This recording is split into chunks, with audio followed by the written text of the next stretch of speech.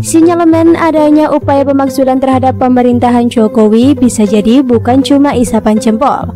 Kalau melihat dari beberapa gejala yang muncul akhir-akhir ini, memang sudah menuju ke arah upaya pemakzulan Presiden Jokowi.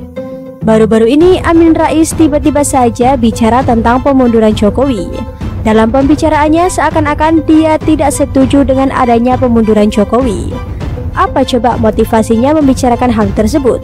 Apa Amin sudah tahu ada upaya kelompok tertentu untuk memasukkan Jokowi? Selanjutnya, ramai menjadi pembicaraan publik diskusi tentang persoalan pemecatan presiden di tengah pandemi ditinjau dari sistem ketatanegaraan yang diadakan oleh Fakultas UGM.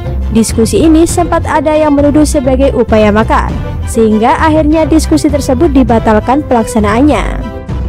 Berikutnya ada webinar yang tema pembahasannya juga sama di UGM tentang pemakzulan presiden. Di antaranya narasumber ada pakar hukum tata negara Refli Harun, juga ada dosen politik Islam UIN Syarif Hidayatullah Din Samsudin.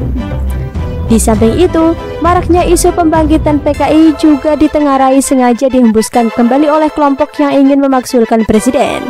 Isu ini dihembuskan hanya untuk memantik kekeluhan politik ke masyarakat. Sinyalemen ini sangat mendekati apa yang disinyalir Direktur Eksekutif Lembaga Pemilih Indonesia atau LPI Bonnie Herjens, yang mengaku sudah mengantongi nama para tokoh oposisi yang ikut melancarkan upaya kudeta terhadap Presiden Jokowi. Seperti dilansir dari tribunnews.com, kelompok ini diduga ingin memakai sejumlah isu sebagai materi provokasi dan propaganda politik. Di antaranya, isu komunisme dan isu rasisme Papua menyoal gejolak akibat kematian warga kulit hitam George Floyd di Minneapolis, Amerika Serikat. Apa yang disinyalir Bonnie Herjens ini sangat mendekati apa yang penulis duga di atas. Pola gerakan yang dilakukan sangat terencana, terstruktur, sistematis, dan masif. Gerakan ini merupakan gerakan gerilya yang dilakukan oleh kelompok-kelompok yang seperti diduga oleh Menko Kemaritiman dan Investasi Luhut Binsar Panjaitan. Bonnie Herjens menduga ada 4 kelompok yang tergabung dalam sebuah gerakan yang disebutkannya sebagai Laskar Pengacau Negara. Menurut Bonnie, kelompok ini tidak bisa lagi dikatakan sebagai barisan sakit hati, karena apa yang dilakukan bukan semata karena dendam politik. Inilah 4 kelompok yang dimaksudkan oleh Bonnie Herjens, dikutip dari tribunnews.com.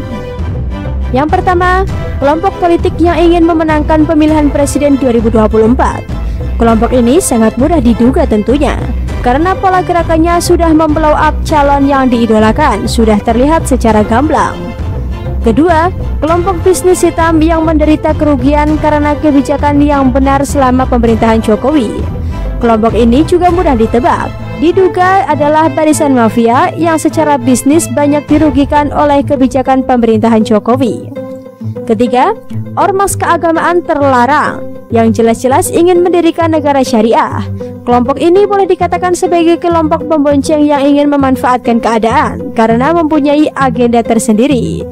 Dan yang keempat, barisan oportunis yang haus kekuasaan dan uang. Jelasnya, kelompok keempat ini bisa dianggap sebagai tim hore yang memang kebiasaannya sebagai penikmat kekuasaan yang orientasinya semata-mata karena uang. Kalau penulis sendiri menganggap kelompok-kelompok ini sebagai gerilyawan pemakzulan presiden yang memang sudah bergerilya sejak beberapa bulan yang lalu. Kelompok ini pernah memberikan prediksi rezim Jokowi akan tumbang dalam tempo 3 bulan.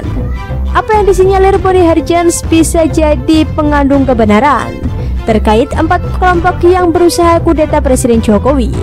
Kalau melihat dari beberapa indikator yang seperti penulis sebutkan di atas, gerakan ini memang sangat terstruktur, sistematis, dan masif. Gerakan ini memang sengaja memanfaatkan situasi dan kondisi negara yang sedang perang melawan COVID-19. Momentum ini dianggap sebagai peluang yang tepat untuk menjatuhkan pemerintahan Jokowi. Lihat saja lini masa media sosial sangat kental dengan serangan-serangan terhadap pemerintahan Jokowi. Pada awal pandemi COVID-19, di saat pemerintah ingin membuat sebuah kebijakan untuk memutus mata rantai penyebaran corona, begitu banyak pihak yang mendesak Jokowi agar menerapkan lockdown. Namun rupanya Presiden Jokowi lebih memilih untuk menerapkan pembatasan sosial berskala besar atau PSBB. Presiden Jokowi sudah mencium gelagat yang tidak baik dari desakan tersebut. Ternyata, langkah Presiden Jokowi mematahkan rencana kelompok ini sehingga kehilangan momentum untuk menciptakan chaos. Pada saatnya, semua akan terbuka. Siapa yang sesungguhnya akan melakukan pengkhianatan terhadap negara?